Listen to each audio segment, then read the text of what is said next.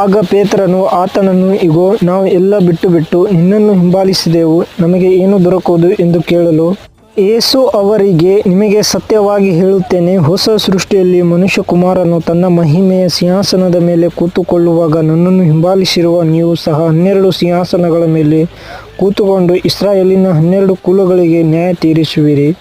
ಮತ್ತು ನನ್ನ ಹೆಸರಿನ ನಿಮಿತ್ತ ಮನೆಗಳನ್ನಾಗಲಿ, ಅಣ್ಣ ತಮ್ಮಂದಿರನ್ನಾಗಲಿ, ಅಕ್ಕ ತಂಗಿಯರನ್ನಾಗಲಿ, ತಂದೆಯನ್ನಾಗಲಿ, ತಾಯಿಯನ್ನಾಗಲಿ, ಮಕ್ಕಳನ್ನಾಗಲಿ, ಭೂಮಿಯನ್ನಾಗಲಿ ಬಿಟ್ಟಿರುವವರೆಲ್ಲರಿಗೆ ಅನೇಕ ಪಾಲು ಹೆಚ್ಚಾಗಿ ಸಿಕ್ಕುವುದು.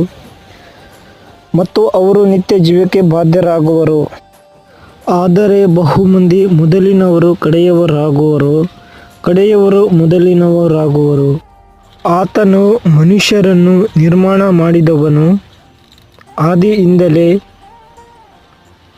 ಗಂಡು ಹೆಣ್ಣಾಗಿ ನಿರ್ಮಿಸಿದನು.